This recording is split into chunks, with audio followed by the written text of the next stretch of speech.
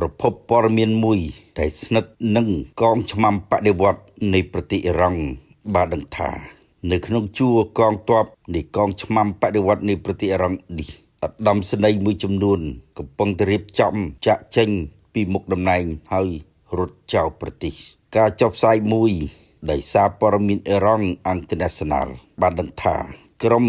សាច់ញាតិនៃក្រុមឧត្តមសេនីយ៍នៅក្នុងជួរកងទ័ពឆ្មាំបដិវត្តន៍អ៊ីរ៉ង់បានបង្ហើបឲ្យដឹងថាឧត្តមសេនីយ៍នៅក្នុងអង្គភាពឆ្មាំបដិវត្តន៍អ៊ីរ៉ង់នេះពួកគេកំពុងតែមិនចុះសម្រុងគ្នាអំពីស្ថានភាពធ្វើ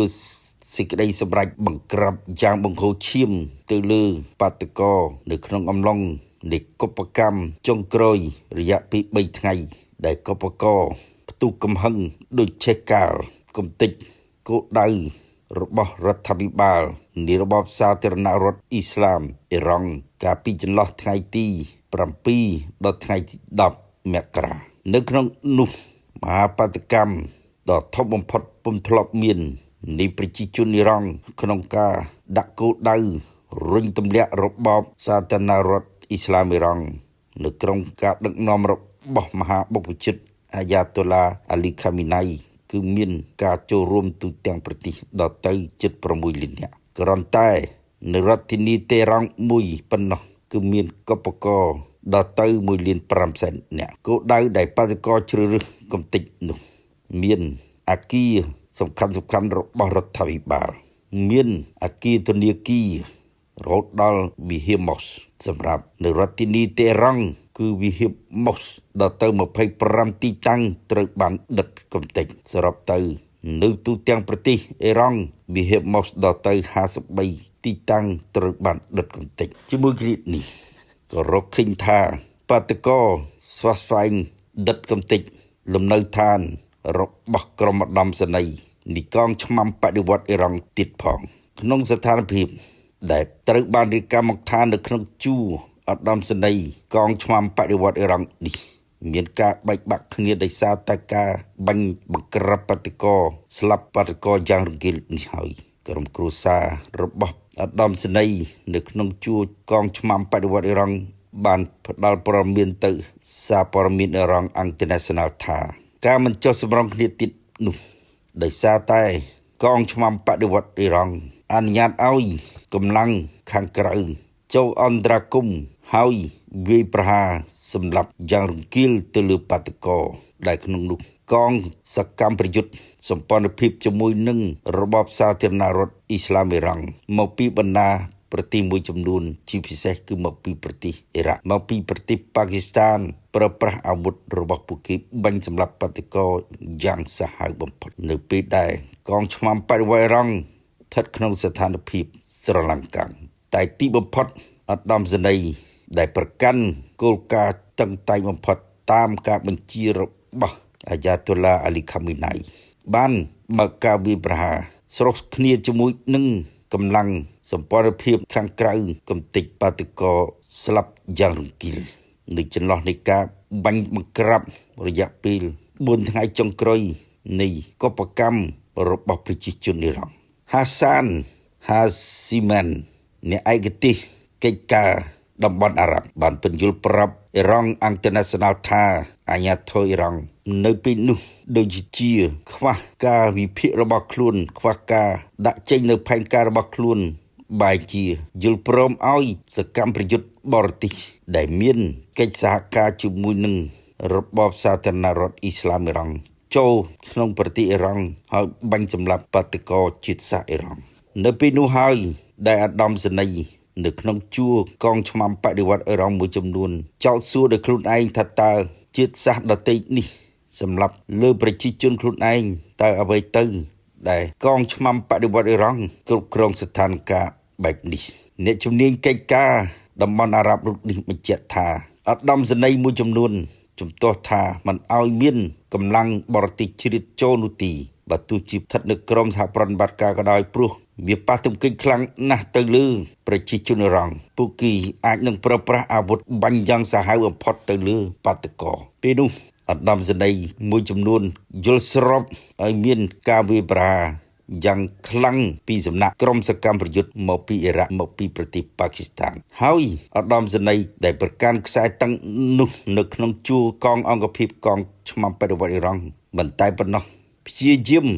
ដាក់កំហុសទៅលើឧត្តមសេនីយ៍របស់ខ្លួនមួយចំនួនថាកំពុងតែរៀបចំក្បត់រដ្ឋាភិបាលដោយខ្លួនឯងហើយដូច្នេះបានធ្វើឲ្យនៅក្នុងជួរកងអង្គភាពឆ្មាំបដិវត្តអ៊ីរ៉ង់ឧត្តមសេនីយ៍កម្ពុជាទាំងនោះកំពុងតែធ្លាក់នៅក្នុងការបែកបាក់គ្នាប៉ុន្តែអ្នកជំនាញហាសាន់ហាស៊ីមៀនអ្នកជំនាញកិច្ចការតំបន់អារ៉ាប់នៅតែពន្យល់ថាក្នុងជួរឧត្តមសេនីយ៍នៃកងឆ្មាំបដិវត្តអ៊ីរ៉ង់នោះមើលទៅពួកគេមួយចំនួនប្រហែលជាមិនព្រមឲ្យមានការបាញ់សម្លាប់បាតុករយ៉ាងសាហាវដូចនេះទេមិនត្រឹមតែពួកគេជំទាស់នឹងការចូលពាក់ព័ន្ធដោយក្រុមសកម្មប្រយុទ្ធពីប្រទេសអារ៉ាប់ពីប្រទេសប៉ាគីស្ថានពីកងកម្លាំងប្រដាប់អាវុធហ៊ីប៊ូឡោះលីបង់នោះទេពួកគេជំទាស់នឹងការប្រើប្រាស់វិធានការធ្ងន់ដូចជាប្រើប្រាស់អាវុធដ៏មានប្រសិទ្ធភាពមួយចំនួនបាញ់ទៅលើ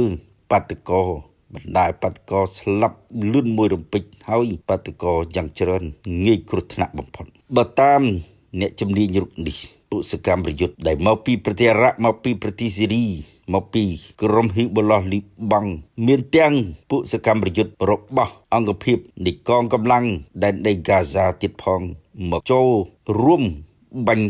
សម្រាប់ប្រជាជនអ៊ីរ៉ង់ការខ្វែងគំនិតគ្នានៅក្នុងពេលដែលបង្ក្រាបបាតុកម្មយ៉ាងឃោរឃៅនេះហើយដែលអ្នកជំនាញកិច្ចការតំបន់អារ៉ាប់នេះនៅតែពន្យល់ថាយ៉ាងហោចណាស់ក៏គេរកឃើញឧត្តមសេនីយ៍ជាន់ខ្ពស់មួយចំនួននៅក្នុងជួរកងអង្គភាពឆ្មាំបដិវត្តអ៊ីរ៉ង់នឹកឃើញដល់សាច់ឈាមរបស់ប្រជាជនអ៊ីរ៉ង់ត្រូវបានសម្លាប់យ៉ាងរង្គាលនេះគឺយ៉ាងហោចណាស់គេថាវាប៉ះចំដល់កូនចៅ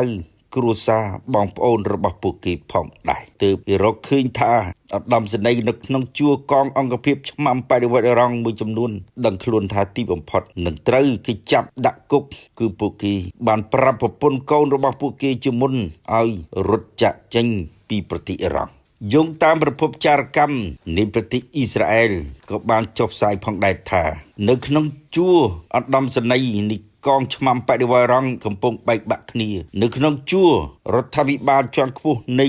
របបសាធារណរដ្ឋអ៊ីស្លាមអ៊ីរ៉ង់នៅក្រោមការដឹកនាំរបស់មហាបុព្វជិតអាយ៉ាតូឡាអាលីខាមីណៃក៏កំពុងបែកបាក់គ្នាផងដែរតាមសេចក្តីរាយការណ៍ដឹងថាអតីតប្រធានាធិបតីអតីតរដ្ឋមន្ត្រីការបរទេសនៃរបបសាធារណរដ្ឋអ៊ីស្លាមអ៊ីរ៉ង់នៅទីប្រឹក្សាមួយចំនួនប្រឈមមុខនឹងការចាប់ខ្លួនព្រោះតែពួកគេបានបញ្ចេញទស្សនៈប្រឆាំងការប្រើប្រាស់អាវុធនិងប្រើប្រាស់កម្លាំងបរទេសខាងក្រៅឲ្យចូលអន្តរាគមន៍បង្ក្រាបប្រជាជនខ្លួនឯងអ្នកជំនាញកិច្ចការភូមិសាស្ត្រនយោបាយនៅតំបន់អារ៉ាប់រូបនេះនៅតែពន្យល់ថាចាប់ពីម៉ោងនេះតទៅនៅក្នុងជួររដ្ឋាភិបាលនៃសាធារណរដ្ឋអ៊ីស្លាមអ៊ីរ៉ង់និងនៅក្នុងកងឆ្មាំបដិវត្តអ៊ីរ៉ង់ច្បាស់ណាស់មានឧត្តមសេនីយ៍និងមន្ត្រីជាន់ខ្ពស់មួយចំនួនជាអ្នកកែតម្រង់ប្រព័ន្ធដឹកនាំរបស់ប្រទេសអ៊ីរ៉ង់ឡើងវិញនៅក្រោមអាយ៉ាតូឡាអាលីខាមីណៃដែលពួកគេមិនយល់ស្របពីទេក្នុងការអនុវត្តគោលការណ៍វិន័យបំបត្តិសេរីភាព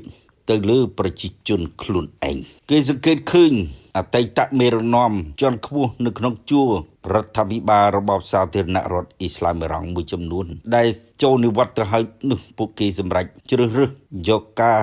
សំសិទ្ធជ្រកោននៅក្រៅប្រទេសកាលពីប្រមាណឆ្នាំមកនេះពួកគេបានដកខ្លួនចេញពីការធ្វើទំនាក់ទំនងជាមួយនឹងរដ្ឋាភិបាលរបស់ប្រទេសអ៊ីរ៉ង់នាពេលបច្ចុប្បន្ននេះដែលស្ថិតនៅក្រោមខ្សែបន្ទាត់ដ៏តឹងតែងគូសវាសនិងចង្អុលបង្ហាញដោយមហាបុព្វជិតអាយ៉ាតូឡាអាលីខាមីណៃ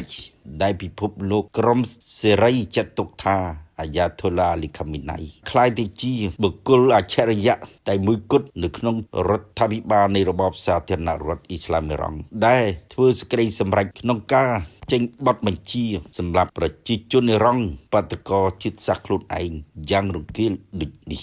នៅក្នុងបាតុកម្ម22ថ្ងៃប្រជាជនអ៊ីរ៉ង់ដែលជាបាតុករត្រូវបានរាយការណ៍មកថាស្លាប់មិនតិចពី10000នាក់នោះទេនេះបើយោងតាមប្រភពអ៊ីរ៉ង់Internationalនិងប្រភពចេញពីមន្ត្រីមន្ទីរពេទ្យយោងតាមប្រភពរ៉ែតនេះឲ្យដឹងថា អ្នករងរបួសក្នុងមហាបាតកម្មប៉ុនប៉ងផ្ដួលរបបអាយ៉ាតូឡាលីខាមីណៃនេះគឺមានដល់ទៅ36,000 នាក់ឯណោះដែលក្នុងនោះបាតកោដែលរងរបួសរហូតដល់ខ្វាក់ភ្នែកដោយសារតែការប្រើប្រាស់អាវុធយ៉ាងសាហាវរបស់កងទ័ពឆ្មាំបដិវត្តអ៊ីរ៉ង់ជាពិសេសអាវុធរបស់សកម្មប្រយុទ្ធសម្ព័ន្ធភាពជាមួយនឹងកងឆ្មាំបដិវត្តអ៊ីរ៉ង់មកពីប្រទេសអ៊ីរ៉ាក់ពីប្រទេសស៊ីរីប៉ាគីស្ថាននិងពួកហ៊ីបឡោះលីបង់ពួកគេប្រើប្រាស់ការបាញ់ស៊ីបយ៉ាងត្រង់ទៅចំក្បាលបាតកោនិងបាញ់រហូតដល់ប៉ះភ្នែករបស់បាតកោទៀតផងយ៉ាងណាគ្មានប្រភពផ្លូវការណាមួយនិងអង្គការឯករាជ្យណាមួយអះអាងថាតួលេខដែលចេញផ្សាយពីបាតកោអ៊ីរ៉ង់អាចស្លាប់ចន្លោះពី12,000 នាក់ទៅ20,000 នាក់ដោយសារព័ត៌មានអ៊ីរ៉ង់អាំងតឺណាសិណាល់និងសារព័ត៌មានអ៊ីស្រាអែលជាលុយចរំប៉ុស្តិ៍នោះទីប៉ុន្តែចុងក្រោយនេះក្រុមអង្គការសិទ្ធិមនុស្សនៅក្នុងប្រទេសមួយចំនួនទទួលស្គាល់ថាចំនួនអ្នកស្លាប់គឺបាតកោអាចស្លាប់ច្រិតដូចនេះមែនព្រោះការស្លាប់ជារៀងរាល់ថ្ងៃដោយសារតែពួកគេស្លាប់ដោយមុខរបួសបើទោះជាពួកគេរត់ទៅឲ្យមន្ទីរពេទ្យសង្គ្រោះក៏ដោយតែពួកគេនៅតែអាចស្លាប់បានដោយសារតែរបួសធ្ងន់ធ្ងរបំផុតដូច្នេះប្រភពដែលចេញពីមន្ទីរពេទ្យអះអាងថាបាតកោអាចស្លាប់ពី16,500 នាក់ដល់20,000 នាក់នោះអាចកំណត់ថាក្នុងចំនួនអ្នករងរបួសដល់ទៅ36,000 នាក់នោះគឺអាចមានចំនួនស្លាប់ដល់ជ្រិនដូចនេះប្រទេសជាច្រើនបានចេញសេចក្តីថ្លែងការណ៍ថ្កោលទោសយ៉ាងខ្លាំងចំពោះរបបសាធារណរដ្ឋអ៊ីស្លាមអ៊ីរ៉ង់ដែលស្ថិតនៅក្រោមការដឹកនាំរបស់មហាបុព្វជិតអាយ៉ាតូឡាអាលីខាមីណៃដែលបាញ់សម្លាប់ប្រជាជនឯងយ៉ាងរង្គាលដូចនេះដើម្បីតែក្រាញ់អំណាចរបស់ខ្លួនប៉ុន្តែយ៉ាងនេះក្តីមេដឹកនាំកម្ពុជានៃប្រទេសអ៊ីរ៉ង់នៃរបបសាធារណរដ្ឋអ៊ីស្លាមអ៊ីរ៉ង់ជាពិសេសគឺអាយ៉ាតូឡាអាលីខាមីណៃដាក់កំហុសទាំងអស់នេះទៅលើលោកដូណាល់ត្រាំប្រធានាធិបតីសហរដ្ឋអាមេរិកដែលចោទថាលោកដូណាល់ត្រាំជាអ្នកញុះញង់លើកទឹកចិត្តឲ្យប្រជាជនអ៊ីរ៉ង់ផ្ទុះកុបកម្មដិតកំឡោចប្រទេសរបស់ខ្លួនឯងហើយថាកុបករទាំងនោះសុទ្ធតែជាអ្នកបម្រើឲ្យសហរដ្ឋអាមេរិកនិងអ៊ីស្រាអែលដូច្នេះការបាញ់បង្ក្រាបកុបករទាំងនោះដោយឆ្មាំបដិវត្តអ៊ីរ៉ង់វាមិនខុសនឹងការបង្ក្រាបសត្រូវបរទេសនោះទេ